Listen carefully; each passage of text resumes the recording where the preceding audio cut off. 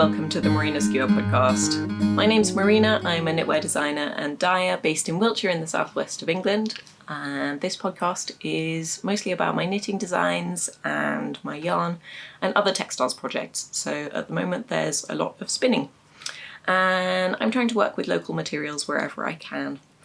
So today I'll start by talking about what I'm wearing. This is my opular yoke, which I designed using my Mendip 4-ply yarn. The colours I used are beach and teal. These ones are on the cloudy base, so my Mendip yarn I dye both on a naturally grey base and a naturally white base, which gives like both a bright and a dark and moody version of each colour. I particularly like the cloudy base. This one was actually a previous base which was more of a beige than a grey, but as you can see, the colours dyed on the cloudy and on the stormy are very, very similar. And so I'm kind of tempted to make another one. I've been working on a lot of new versions of previously released patterns of mine. And this pattern, I've specifically knitted this sample with negative ease, so it's quite tight fitting, and I've also opted for elbow length sleeves. The pattern does include full length sleeves, and the way the sizing works out, you can knit it at like with a bit of positive ease for a more standard jumper fit, which I'm really tempted to do. I'd love to do another version, and I've been thinking, I spend a lot of time daydreaming about colour combinations, and I thought it would be really nice to do this, with this as the main colour and this as the contrast in the yoke. And then realised that that's basically what I'm wearing already, just with the light and the dark colour switched. So we've got a lighter main colour and then a darker contrast. So I would love that and I would definitely wear it, but I like to change things up a little bit. And I was thinking that this would be a really pretty combination. So this one is clay. These ones are all on the cloudy base because yay.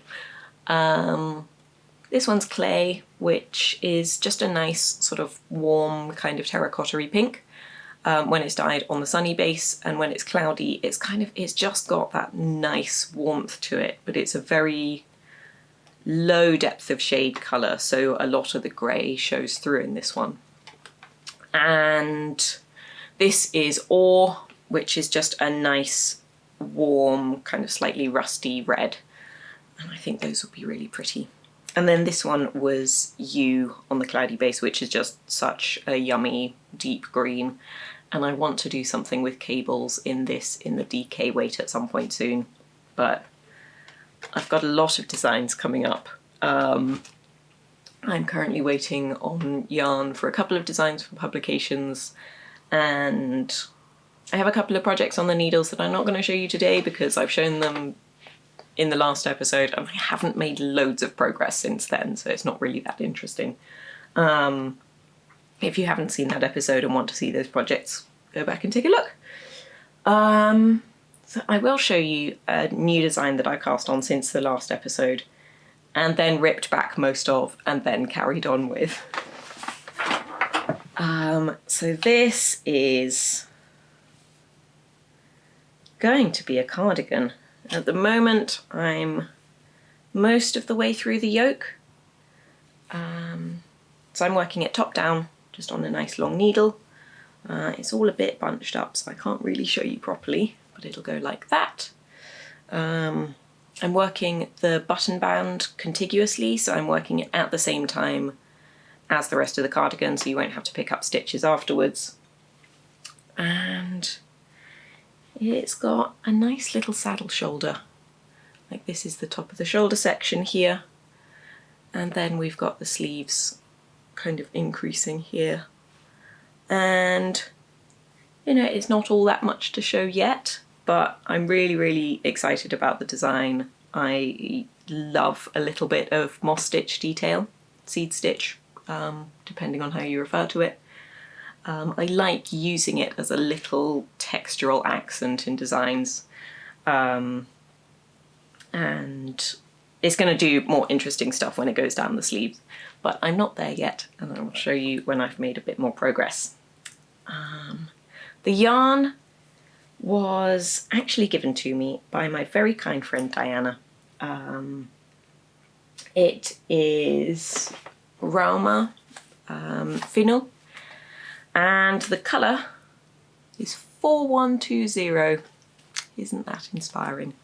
But it's a beautiful kind of brick red, and if you've been around for a while, it's the exact same colour as my sofa, which tends to be an ongoing theme in my colour taste, is that there are certain outfits I can wear and just lie on the sofa and you wouldn't even see me because I'm all camouflaged. It's just a colour I really, really enjoy. And I think Diana saw this colour and thought of me, and so she very kindly sent me some yarn. And it's really nice to be working with it. It's also a very similar weight to the Mend It 4-ply that this is, and I think they're both a wool and spun yarn, and so the specs are really quite similar. But I'll be working on this until the yarn arrives for my other projects, which will have deadlines, and then those will become the priority quite quickly, because I'm going to have lots of things on. But I'm very excited about this one. I think it's going to be very pretty. And then there are a couple of things that I can't show you because I don't have them anymore, but they have either just been released or about to be released, and so I will include some pictures for you. So at the earlier in this month, I can't actually remember when exactly it was released, but a pattern called the Pelagic cardigan was released by the Fibre Company, which is one of the projects I was very busy working on last winter, and so people who have seen it, it's like, where did that come from? Last winter, when I couldn't show off anything I was knitting, that's one of the things I was working on. And so it's in Tundra, which is a really, really soft, heavy yarn, like it's a chunky weight, and it's just gloriously soft. It's got merino and silk and I think some alpaca in it, and it's just a beautiful yarn. And I kind of wanted something that would, you know, you put it on and you can just kind of wrap yourself up like this, and it's just a really cozy layering piece. And so it's kind of a tunic length, and has a really interesting stitch detail on the front with little scallopy bits at the hem, which I'm just so pleased with. Because one thing I don't like with open cardigans, because it doesn't button up or anything, is that when they have a tendency to sort of flap open sometimes, and I don't like the inside of it to look all yuck. And so the stitch pattern is reversible, so it looks as nice on the inside as it does on the outside. And it's sleeveless just because it's already a really heavy garment in that chunky yarn, and so I wanted it not to get too sort of bogged down. I wanted it to be nice and you still be able to move your arms about easily and do stuff. So that pattern is available from the Fibre Company. It's part of their Almanac Series 3 collection, which is all based around the sea. And my design, like the pattern on the front, was inspired by the waves, like not the ones crashing on the beach, but the gentle sort of repeated ones out on the open ocean. And the colour is called North Blue, which I think captured that vibe really nicely. So that pattern is available from the Fibre Company. It's on Ravelry and on their website, where you can also get kits with the yarn for the pattern, which is super exciting because it's a lovely project, and because it's really heavy yarn, it knits up really nice and quickly, and it's just so lovely and cozy. And then the next one is one that hasn't actually been released, but I believe that pre-orders open today. And it is a pattern in issue 3 of the annual by John Arbon Textiles. And if you've been following me for a while, you probably know that I love John Arbon. I love their values, and their yarn is beautiful. I really enjoy working with it every time, and so I'm so excited to have a pattern included in this collection. I made a couple of different samples. The first one in Devonia DK, which I've been spinning with that blend as well because they have it available as tops, and it's just glorious to spin with. I'll show you that yarn in a little bit. And then the second sample was in Yarnadelic, and that time with a lighter background colour and then a darker contrast colour. And it's just got lots of nice little details, like they're just fingerless mitts, so it's quite a small project, but I wanted to include lots of little things in there. And the design was inspired by traditional shepherd smocks.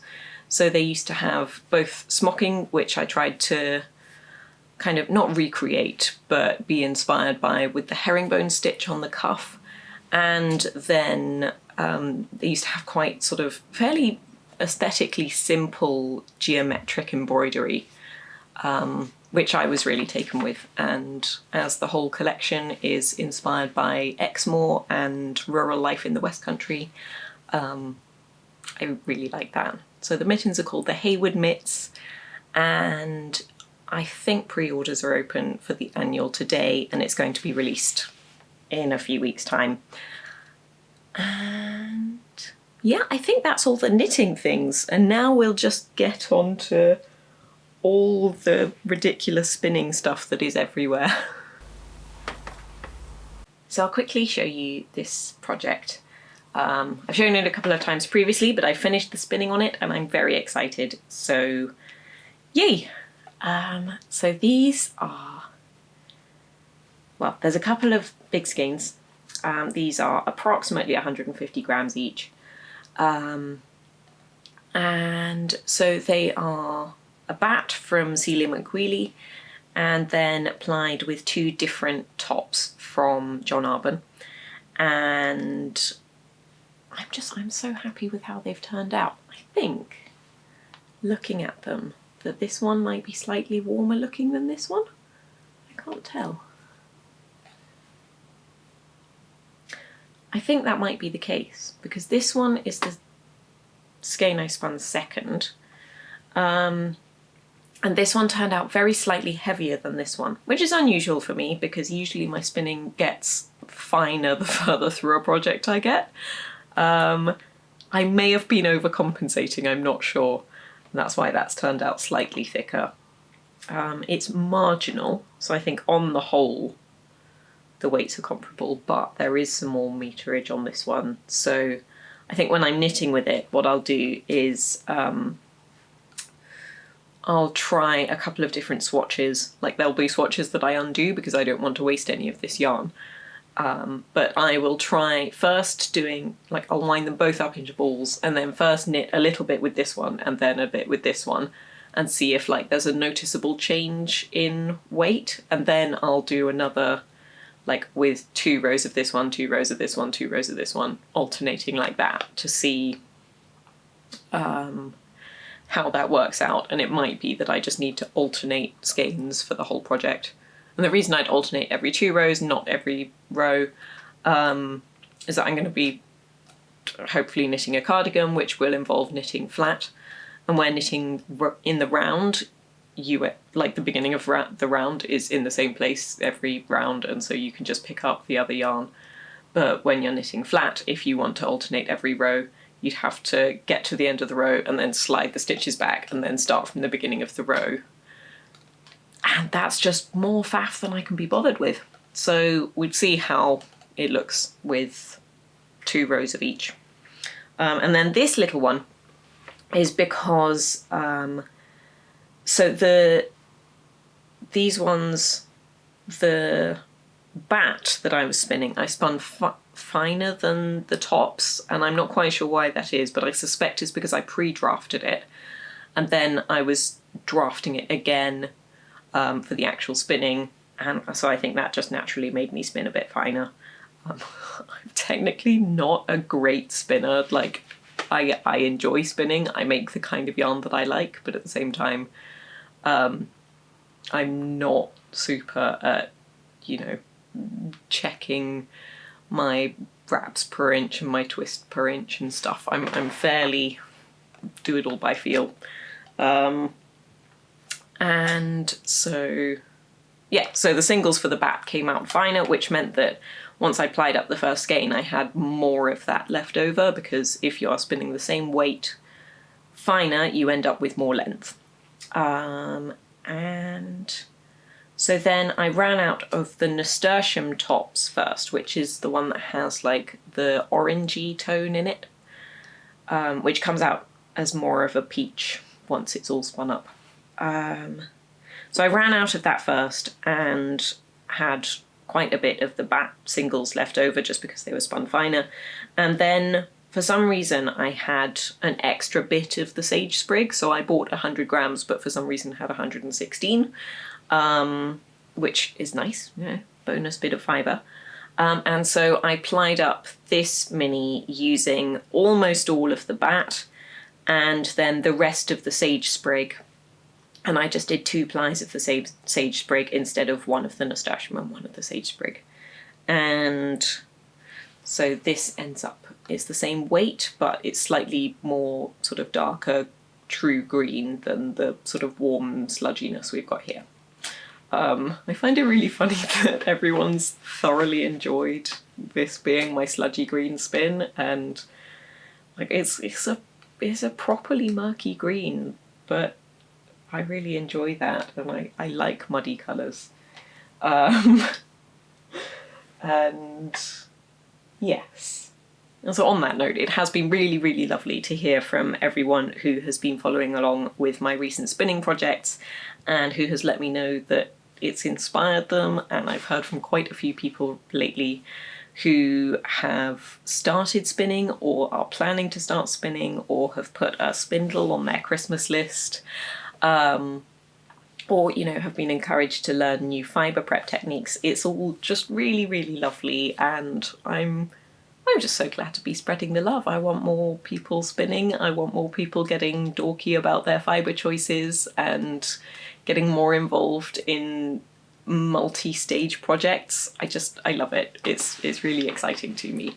And a couple of my patrons asked me about spinning on a Turkish spindle, because that's what I recommend to people who are just starting out spinning. And I find that a Turkish spindle just saves a lot of time when you're learning to spin and takes away some of the boring processing stuff.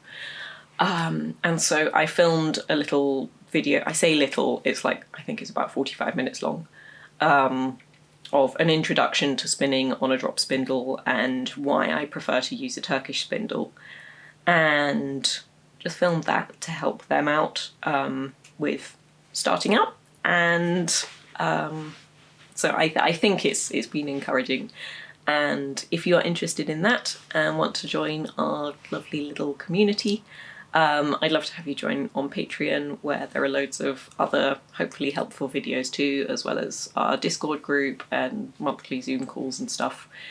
It's super nice, and I really appreciate everyone there, because the earnings from that help me to focus on not like 100% commercial stuff all the time. I mean that I can do a bit more kind of educational stuff, which I really enjoy. Yeah, so let's look at bats. Bats. So last month I did a bat update for the first time in a very long time.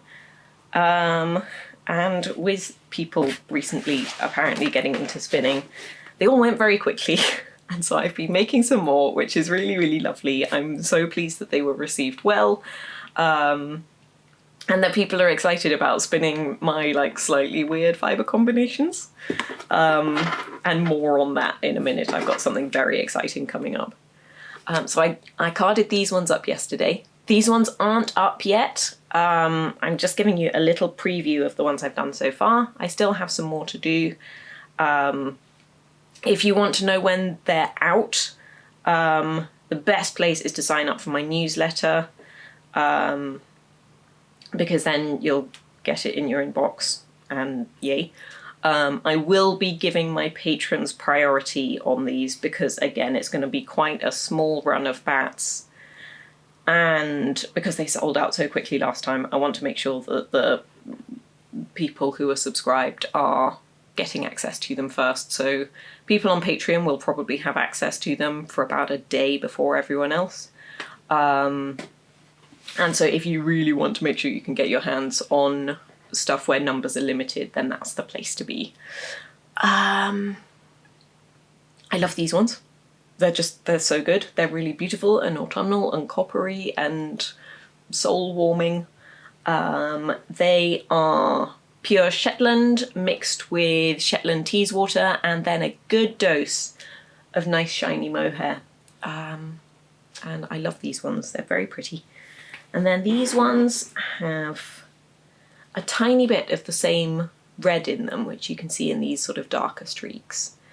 But then they've got some of the same Shetland and lots of Kent Romney, which provides a lot of sort of bounciness. And then some super sleek ones in like cooler tones. I need to put these over here. I have to be careful where I put the bats because they can shed everywhere and I don't want the bats to progressively get smaller whilst everything in my life gets covered in more fluff. So these ones just remind me of glaciers. They're like so icy blue and shiny.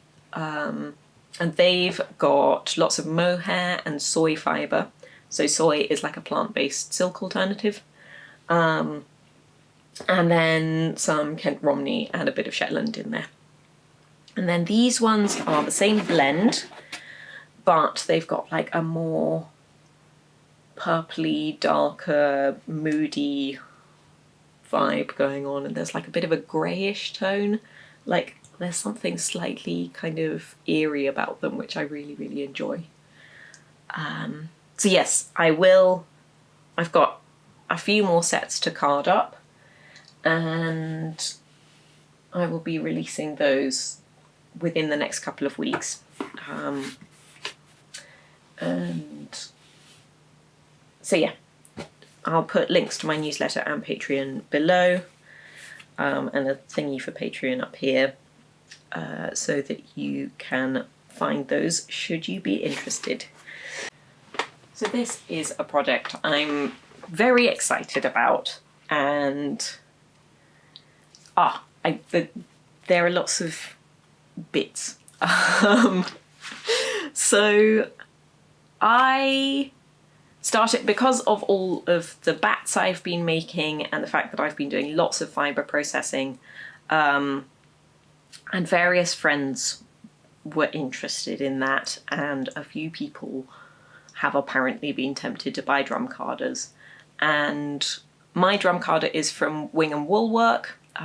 They are UK-based small company, family-owned. I super like them, and you know, I got my carder from them and my loom from them years ago, and I've just always liked it. And so I started sharing on Instagram that that's where my drum carder is from, because they're the kind of business I like to work with and support, and you know, not based on anything, but it just so happened that they had received a new batch of drum carders in their shop and stuff, and so I just kind of sent it to a couple of people who I knew were tempted. And so yeah, Wing and Wool Work got in contact with me and said that they were really appreciative that I'd been sharing, and wanted to see if I wanted to work on a little something together. And the little something is something that I was very excited about, so we are doing it. This is a nice little basket of some British breeds wool, which Wingham very kindly sent to me. And they are apparently working on their accreditation for British wool, because you know there is wool from Britain, and there is accredited British wool where you can have the logo and stuff. They're working on that process. So I asked for a list of their British breeds that were guaranteed to be from British farms, and then requested a few little samples to have a play with and to do a little bit of a breed study. A very kind of casual, informal one, mostly for my own purposes. And so I've chosen quite a different range of things. So I've got some long wools and some nice short crimpy fibres. There were some surprises, like black Welsh, which I've been wanting to work with for ages. Look, so difficult to show because it's so beautifully dark. I didn't actually enjoy drafting it that much. I found it quite difficult to get even. And it was a bit draggy and not like grippy in what I felt to be a nice way. But then when I plied it, it was like the smoothest, bounciest thing. And it just plied up so beautifully. And it's just so round and lofty and lovely. And so yeah, I just did little samples of these things. And another one that was really surprising, because I requested a couple of breeds that are quite local to me in the West Country, and this is Devon, and it's just, if I take this bit, this is the bit of unspun fibre that I have left, and compare it to something like Wensleydale. So Wensleydale is a long, lustrous breed, but that's still got like loftiness and bounce to it, even though it's not it's got quite a loose curl structure. Well, they're ringlets rather than like proper ziggy crimps. But then just look at this. It's so hairy and it's really coarse. Like I think the focus on softness in wool that has been, well, in fibres in general, that has been gaining popularity as we've had more choices. I don't think that's necessarily a good thing. Soft fibres are obviously lovely to feel and work with, but they can be prone to pilling. They tend not to be very durable. And I'm all about choosing fibres that are appropriate for the use you're putting them to. Like, trying to find super soft yarn for socks, I think is mildly ridiculous because they're just going to wear through. So yes, so I am very, very tolerant of a fairly coarse fibre, and over the years I've been working on like being able to wear coarser fibres next to my skin, which is something that, like, unless you have sensory stuff going on, like, I do think you can get used to it. I can definitely wear jumpers now that I used to have to wear with a collared shirt, that I don't need a layer between me and it now, which is nice.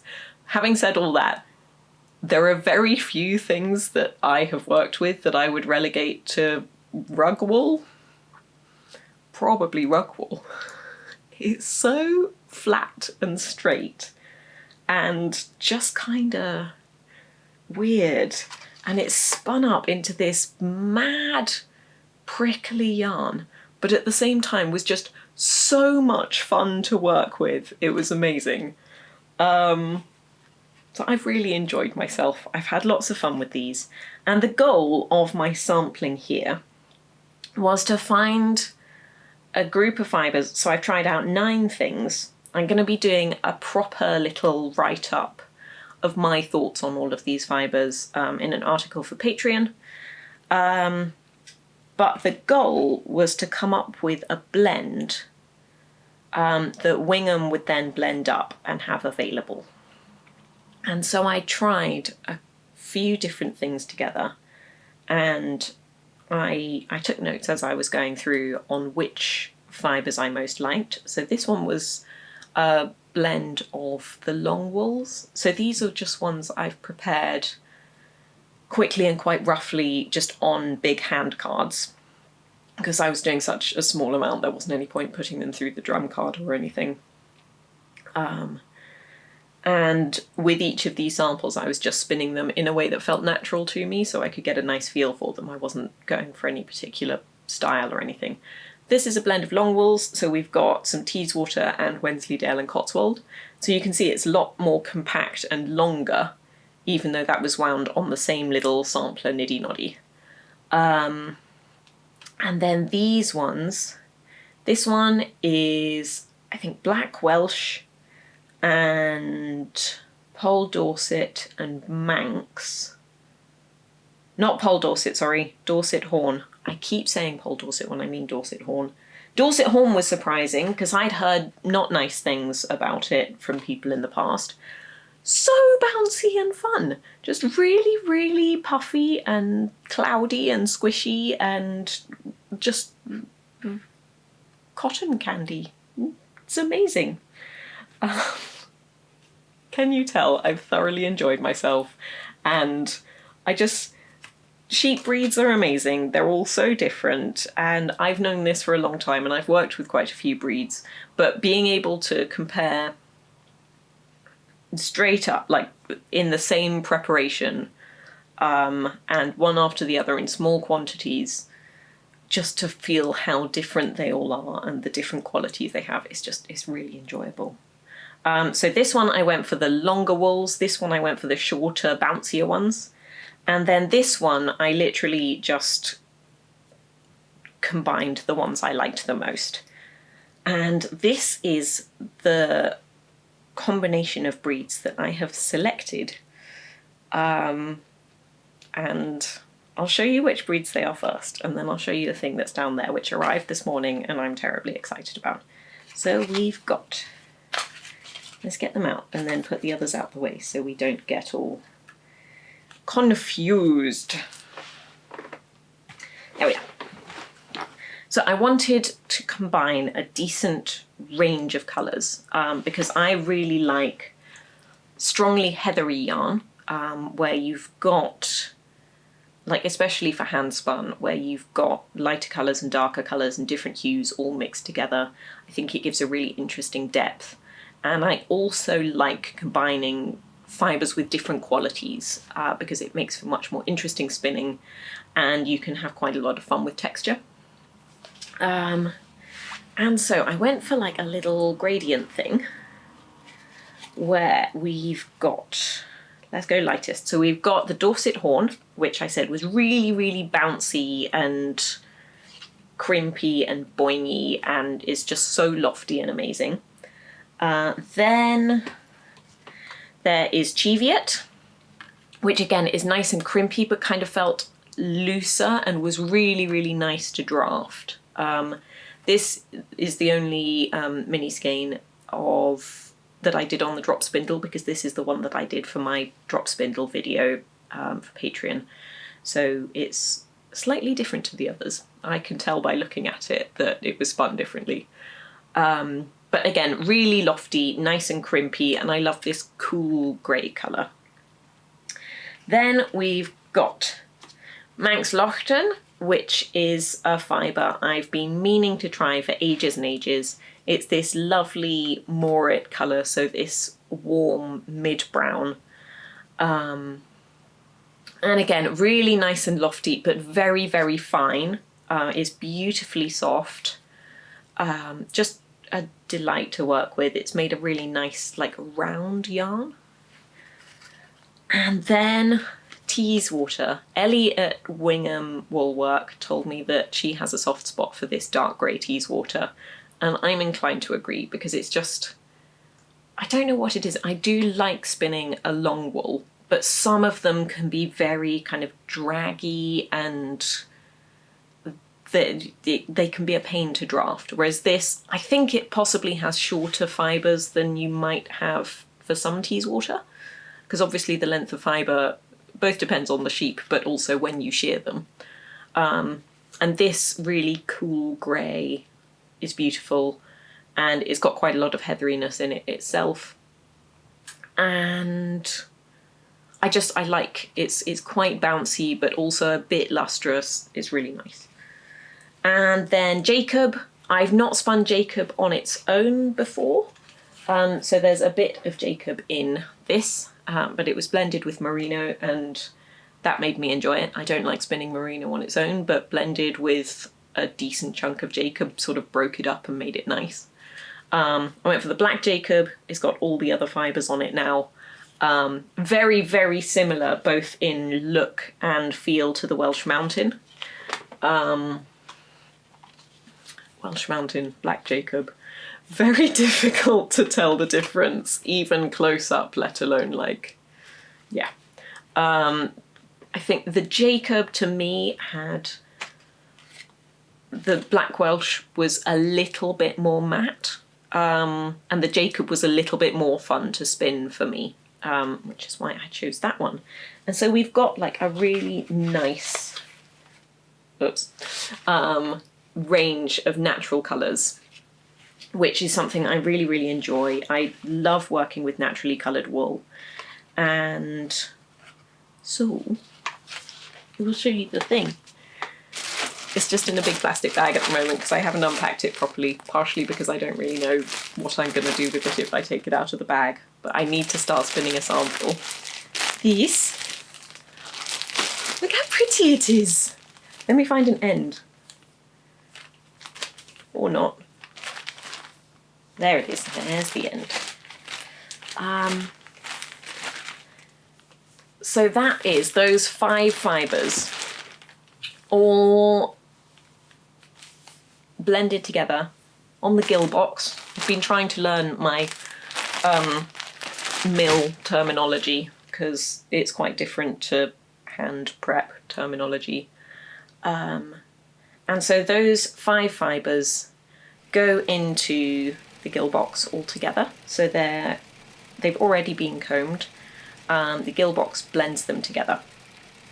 And so they all run in, and then I asked for 3 passes. So once they've been blended together and they come out at the end of the machine, they're quite streaky and you've got big chunks of each colour, like you can see the colours that went into it.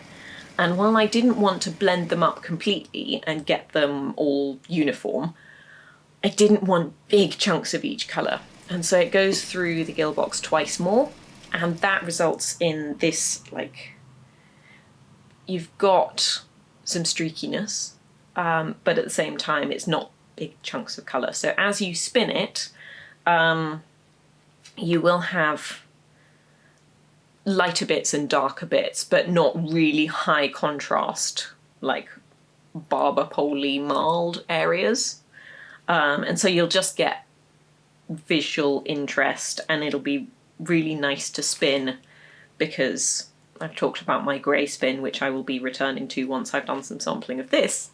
My grey spin is really quite evenly prepped, and there's very low contrast in the colours that went into it, and they are all undyed, and it is beautiful to spin, but at the same time is very, very samey, and so it's slow.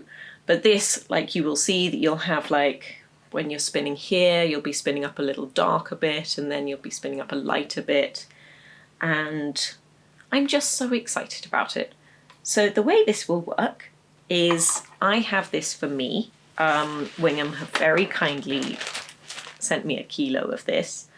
And that's, you know, for me, that's 3 jumpers worth. But I think I will do some sampling, both of a few different spinning styles, but also I might try dyeing some, because I was very tempted to go for the really, really dark fibres, but thought it would actually be really nice to be able to dye over it and not have those colours be lost, but at the same time you'd still get the natural colours coming through. So I might try a couple of dye experiments. And once I confirm to Wingham that I'm happy with this, which so far I'm very, very pleased. I haven't spun with it yet, but it's beautiful, and it's like just the right amount of like soft and toothy. they will have this blend available for sale on their website. And it's just one that I have created, and I get some that they've given to me as a bit of a thank you. So yes, and I said, they're a business I really, really like, and they're aiming to promote British wool and natural colour, which I'm all about. I'm really excited about. So, yay. I, again, will be sending out on my newsletter when this blend is available to purchase, if you want to try some out. Yeah, so I'm very excited about it. I'm going to be doing some sampling soon, and yes, in the meantime, you know, do go and check out Wing and Wool Work. They've got these and loads more undyed and dyed fibres. They've got a big old range of dyed merino and Corriedale as well. You can blend up your own colour blends of those fibres. You can come up with your own blends of British, of undyed natural colours, which includes some non-British breeds and some like really luxurious fibres like silk and camel and yak and cool stuff.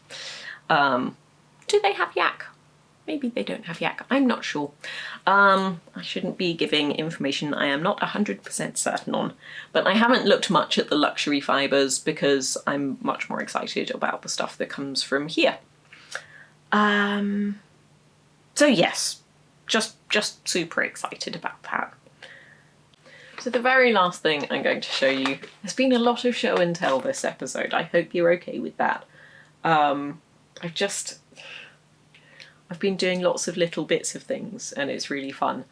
I've been in the background working on some flax processing because a few years ago, it's embarrassing that it's taken this long to actually start getting through it.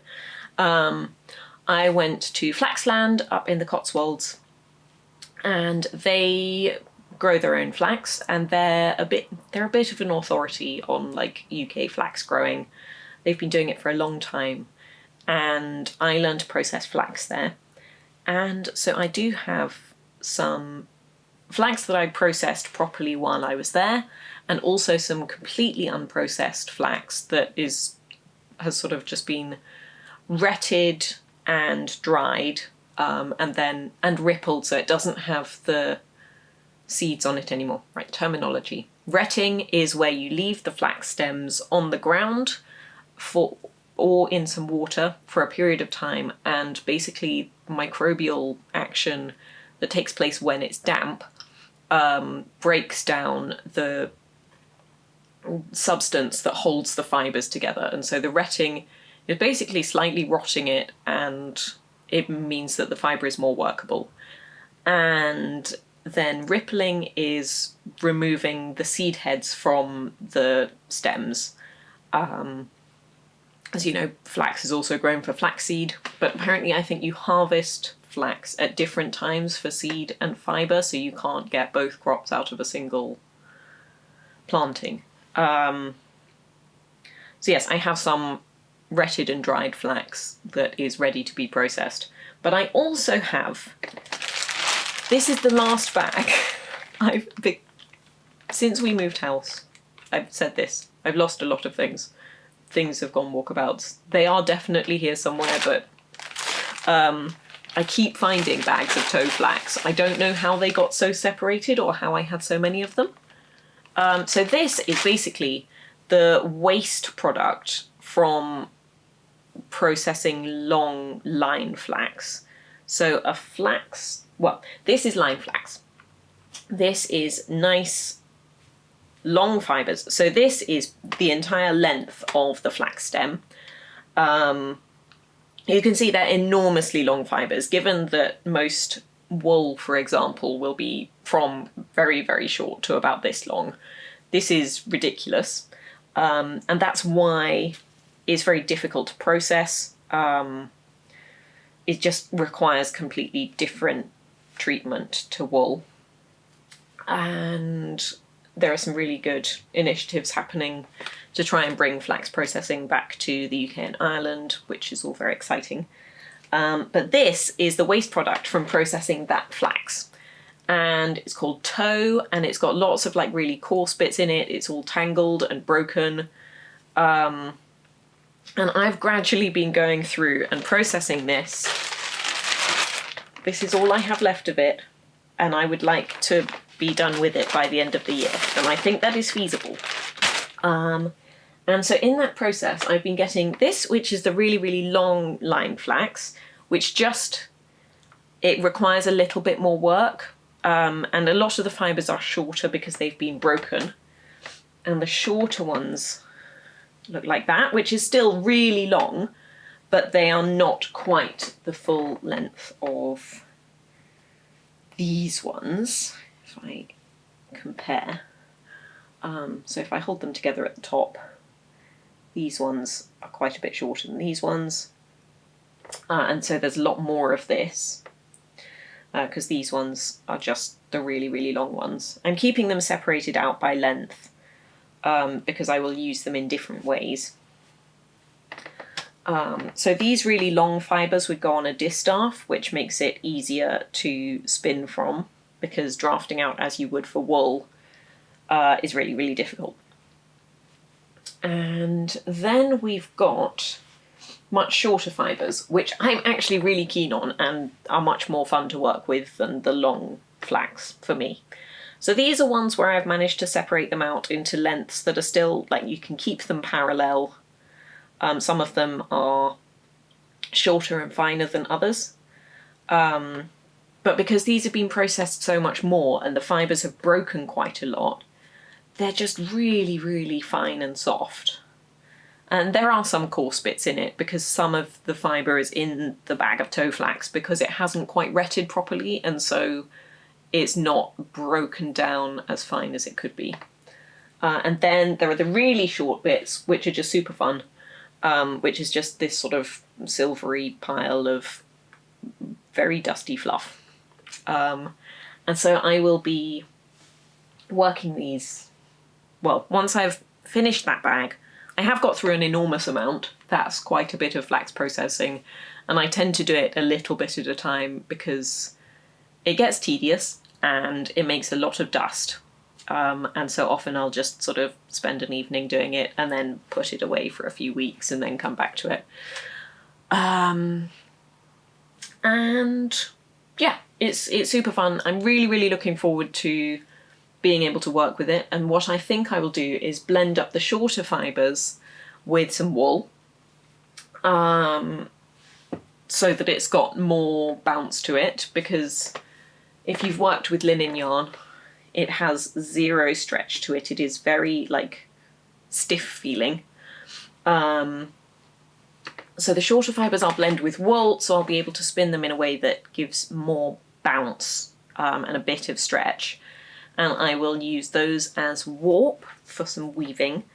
And then the longer fibres I will spin as a single and probably use those as weft and make some kind of weird, interesting fabric thing. I don't really know how much I'll have when I'm done, and that will dictate the sort of project I can do, but that's something I'm looking forward to. And if you want to know how I've been processing these, again, video on Patreon. There is loads of stuff up there, and yeah, all of the videos from the past few years are available to watch when you join, and you can join, binge watch them all, and then leave the next month if you want to, if that's the way you do things. Like, that's totally cool. I'm fine with it. Yes, I like lots and lots of fibre joy. I'm really enjoying it. Being able to work with more local fibres and get to know the fibres themselves versus just using, you know, yarn that has come from a mill is really enjoyable, and I'm having lots of fun with it, and I hope it is interesting to you as well. And so that is all the rambling I'm going to be doing for this month. And yeah, I hope you've had fun. if you want to keep up with me in between times, my newsletter, as I said, and follow me on Instagram. I'm trying to share a little bit more there. It's all quite difficult to fit everything in with limited childcare and stuff, but I'm doing what I can. And yeah, I occasionally post on Facebook, not really that frequently though. Yes, it's been lovely to have you here, and I hope I'll catch you next time. So bye bye.